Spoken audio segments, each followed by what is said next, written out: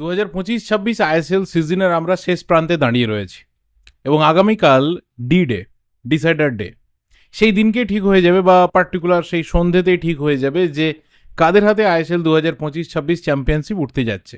আপাতত যে রেসটা রয়েছে সেই রেসটা দুটো টিমের মধ্যে সীমাবদ্ধ। দুটো টিম যদি কোনোভাবে ফেল করে তাহলে সেখানে আরও দুটো টিম রয়েছে, তাদের মধ্যে কেউ একজন কিন্তু বাজি মেরে দিতে পারে। ইন ডিটেলসে পুরো সিনারিও নিয়ে কথা বলবো। দুটো টিমের তুল্যমূল্য যা কিছু ব্যাপার রয়েছে সেটা নিয়ে আমার আর নতুন করে কিছু বলার নেই। তার কারণটা হলো, যেই দিন থেকে আইএসএল শুরু হওয়ার কথা হয়েছে বা ওভারঅল যেই দিন থেকে আমাদের এই 2025-26 ট্রাঙ্কেটেড সিজনটা শুরু হয়েছে বলা চলে, সেই দিন থেকে ইন ডিটেলসে প্রত্যেকটা টিমকে নিয়ে কথা বলেছি।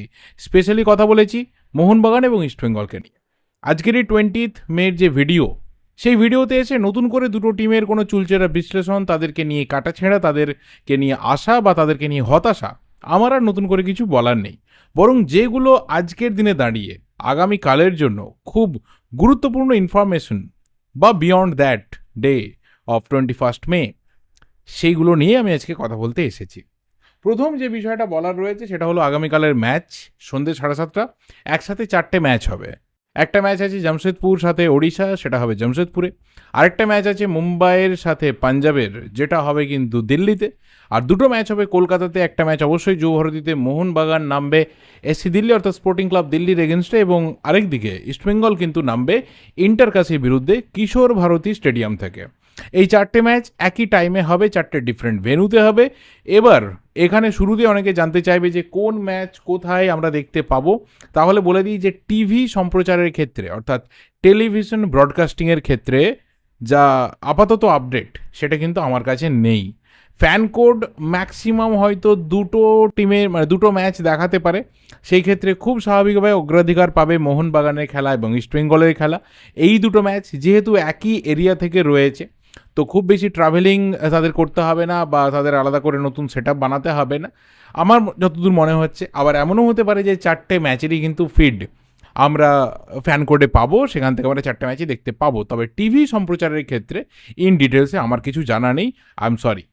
এরপরে যে বিষয়টা বলার রয়েছে যে এই দুটো টিম তারা অনেক ঘাত প্রতিঘাত পেরিয়ে আপাতত এমন একটা জায়গাতে এসেছে যেখানে প্রত্যেকের জন্য আলাদা ক্যালকুলেশন অপেক্ষা করে রয়েছে। যদি বলি ইস্টবেঙ্গলের কথা, যারা আপাতত লিগ টেবিলের শীর্ষে রয়েছে, ইস্টবেঙ্গলকে ম্যাচ জিততে হবে, একদম পরিষ্কার কথা। Nothing to lose, nothing to draw, পুরোটাই কিন্তু জয়ের অঙ্ক।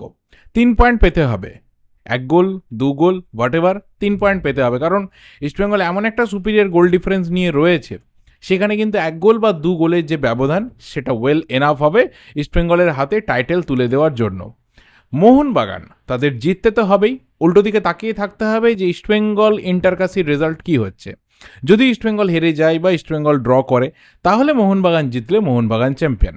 আদারওয়াইজ মোহনবাগান জিতলেও কিন্তু খুব একটা আশার আলো মোহনবাগান সমর্থকরা দেখবেন না, যদি না বিরাট একটা গোলস গ্যালোর হয়। মানে ওই যারা সবাই বলছে 8টা 9টা 10টা এরকম একটা গোল, তাহলে একটা গোল ডিফারেন্সে ইস্টবেঙ্গলকে ছাপিয়ে যাওয়ার সম্ভাবনা থাকবে। সেই ক্ষেত্রে হয়তো মোহনবাগান চ্যাম্পিয়ন হতে পারে। তবে বাস্তবের মাটিতে দাঁড়িয়ে খুব বেশি অলিক কল্পনা করে লাভ নেই, কারণ ইস্টবেঙ্গলেরও সম্ভাবনা থাকলে তারাও কিন্তু 1-2 গোলে থাকবে না, তারা ম্যাক্সিমাম গোলটাই স্কোর করার চেষ্টা করবে। যেহেতু রিয়েল টাইম আপডেট একটু দেরিতে সবার কাছে এসে রিচ করবে, কেউই কিন্তু রিস্ক নিতে চাইবে না। তো আপাতত দুটো টিমের সিনারিও হচ্ছে এরকম। কিন্তু এর বাইরে বাজি মারতে পারে কে? অবশ্যই পাঞ্জাব এবং মুম্বাই সিটি এফসি। তাদের মধ্যে যারা জিতবে তারা পৌঁছে যাবে 25 পয়েন্টে। আর যদি দেখা যায় যে স্পোর্টিং ক্লাব দিল্লি এবং ইন্টারকাশি তারা উভয়ই ইস্টবেঙ্গল এবং মোহনবাগানকে আটকে দিয়েছে, ড্র হয়েছে, চলো হারাতে পারেনি কিন্তু ড্র করেছে, আটকে দিয়েছে, তখন কিন্তু পাঞ্জাব আর মুম্বাইয়ের মধ্যে ওই ম্যাচটা থেকে যারা জিতবে 25 পয়েন্টে পৌঁছবে তারাও হয়ে যেতে পারে চ্যাম্পিয়ন। এবং তার বাইরে আর কারোর আপাতত সম্ভাবনা আছে বলে মনে হয় না, কারণ দিল্লি বা ইন্টারকাশি তারা মোহনবাগান ইস্টবেঙ্গলকে হারাবে, পাঞ্জাব মুম্বাই ড্র হয়ে যাবে এবং জামশেদপুর ওড়িশাকে হারিয়ে 24 পয়েন্টে গিয়ে চ্যাম্পিয়ন হবে। এতটা গভীর বা বাজে ক্যালকুলেশনে আমি অন্তত পক্ষে যাব না। যে দুটো মেন সম্ভাবনা সেটা বললাম, তার সাথে আরও একটা খুব ওয়াইল্ড যার পার্সেন্টেজ খুবই কম সেটা নিয়েও বললাম। যদি দুটো টিমের যাদের আপাতত মেন আমরা টার্গেট ধরছি যে যাদের মধ্যে কেউ একজন চ্যাম্পিয়ন হবে, দুটো টিমের যদি গুরুত্বপূর্ণ প্লেয়ারদের আপাতত মিসিংয়ের খবর বলি, তাহলে অবশ্যই এডমুন্ড লালরেন্ডিকাকে ইস্টবেঙ্গল পাবে না কার্ডের জন্য। চোটের জন্য পাওয়া যাবে না সাউল ক্রেসপোকে। আর যদি মোহনবাগানের কথা বলি তাহলে অবশ্যই অ্যালবার্তো রড্রিগেজ, তারও 4টি ইয়েলো কার্ড রয়েছে, তাকেও হয়তো পাওয়া যাবে না। এবং তার পাশাপাশি কামিংসের ইনজুরি রয়েছে, কামিংসকে পাওয়া যাবে না। আর আপুইয়া, তাকে নিয়েও কিছুটা মানে একটু অন্ধকার মেঘ তৈরি হয়েছে, যদিও আমার মনে হয় যে আপুইয়া ম্যাচটা খেলবে। বাকি সমস্ত প্লেয়ারই কিন্তু মোটামুটি দুটো টিমের ক্ষেত্রে অ্যাভেলেবেল রয়েছে। আর এমন একটা পরিস্থিতিতে পুরো বিষয়টা এসে দাঁড়িয়েছে, মানে সেখানে দাঁড়িয়ে না কে আছে কে নেই, তার থেকেও বড় কথা দুটো টিম রয়েছে, তাদের জার্সি পরে প্লেয়াররা নামবে এবং প্রত্যেকটা প্লেয়ার, বেঞ্চে বসে থাকা প্লেয়ার, মাঠে নামা player, coach, coaching staff, support staff, সমর্থক, প্রত্যেকের জন্য একটা ভাইটাল ডে, প্রত্যেকের জন্যই কিন্তু নিজেদের উজাড় করে দেওয়ার একটা দিন। এবং একটা কাকতালীয় ব্যাপার হলেও আমার মনে হয় যে এখানে শেয়ার করা দরকার রয়েছে। 2003-04 সিজন ইপিএল, মানে পৃথিবীর সব থেকে সেরা লিগ যেটাকে আমরা বলি, সেই 2003-04 সিজনে কিন্তু আর্সেনাল চ্যাম্পিয়ন হয়েছিল। এবং দীর্ঘ 22 বছরের প্রতীক্ষা কাটিয়ে সেই আর্সেনাল কিন্তু গতকাল রাত্রিরে, যখন সিটি আর বোর্নমাউথ ম্যাচটা ড্র হয়ে গেল, ঠিক সেই মুহূর্তে আর্সেনাল কিন্তু চ্যাম্পিয়ন হয়ে গেল 22 বছর পর 2025-26 সিজনে। এবং আমাদের দেশে যে লিগটাকে বোধহয় ইপিএলের পর আমরা একইভাবে ভালোভাবে খুব ক্লোজলি ফলো করি, বিভিন্ন সময় তো বিভিন্ন রকম টপ টিয়ার লিগ হয়েছে, সেখানেও কিন্তু 2003-04 সিজনে ইস্ট বেঙ্গল তারা শেষবার ডোমেস্টিক লিগ জিতেছিল। তখন ডোমেস্টিক লিগ টপ টিয়ার লিগ ছিল এনএফএল, অর্থাৎ ন্যাশনাল ফুটবল লিগ। কালক্রমে সেটা পরে আই লিগ হয়েছে রিব্র্যান্ড হয়ে, এই সিজনে রিব্র্যান্ড হয়ে ইন্ডিয়ান ফুটবল লিগ হয়েছে, মাঝখানে ইন্ডিয়ান সুপার লিগ হয়েছে, সেটা টপ টিয়ার লিগ হয়েছে। কিন্তু ইস্ট বেঙ্গল এই 22 বছরের এত কিছু আপ ডাউনের পরেও কিন্তু ডোমেস্টিক লিগ জিততে পারেনি। তো আর্সেনাল যে বছর লাস্ট জিতেছিল, সেই বছর ইস্ট বেঙ্গল লাস্ট জিতেছিল।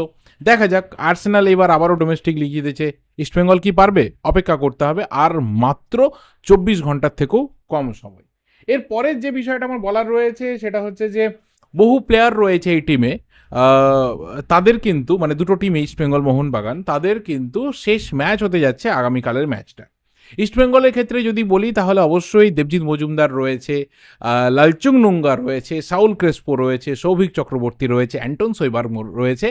এইরকম কিছু প্লেয়ার রয়েছে যারা হয়তো আগামী সিজনে নাও থাকতে পারে, তাদের পরিবর্তে আরও বেটার প্লেয়ার অবশ্যই ইস্টবেঙ্গল ম্যানেজমেন্ট নিয়ে আসার চেষ্টা করবে।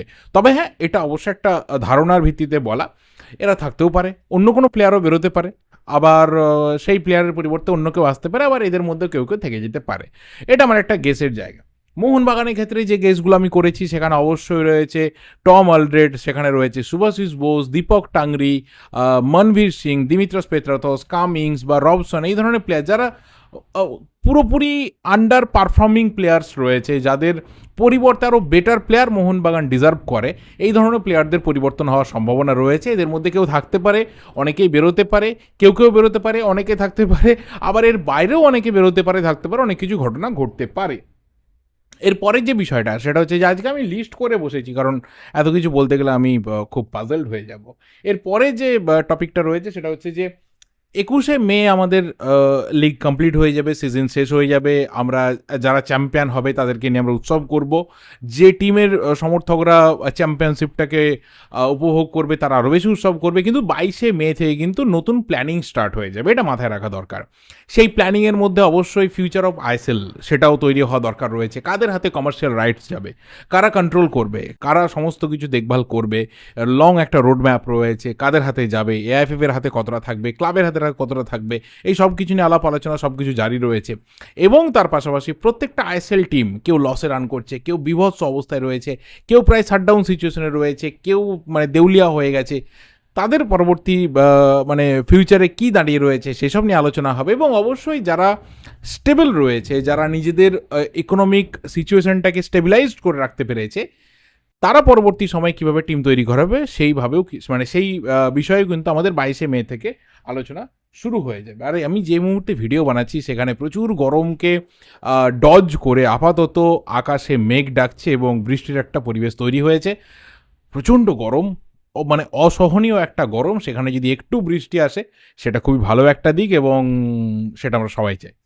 এরপরে যে পয়েন্ট রয়েছে সেটা কিন্তু অবশ্যই মাথায় রাখতে হবে যে দুটো টিমের কথা।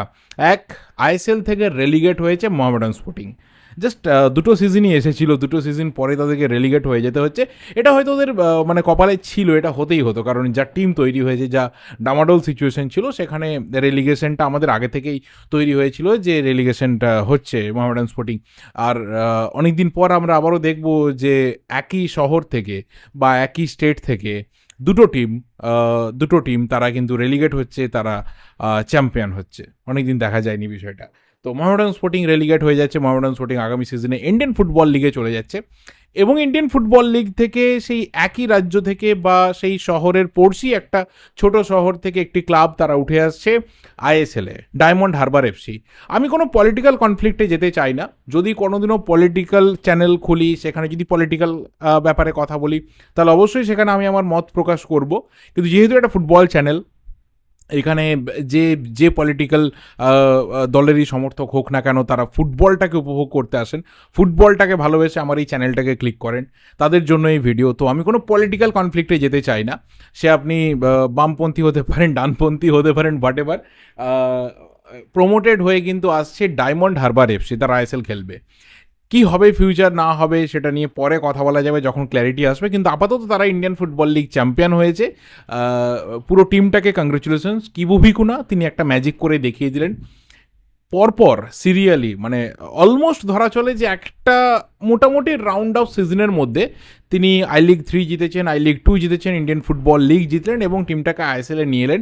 এটা একটা বিরাট বড় কৃতিত্ব। তিনি অল্প সময়ের মধ্যে দায়িত্ব নিয়ে যা করে দেখিয়েছেন, এটা পুরোপুরি তাঁর কৃতিত্ব, টিম তৈরি করার পেছনে যারা রয়েছেন তাদের কৃতিত্ব, এবং অবশ্যই প্লেয়াররা যারা এটাকে খেলে এই সম্মানটা পেয়েছে তাদের কৃতিত্ব।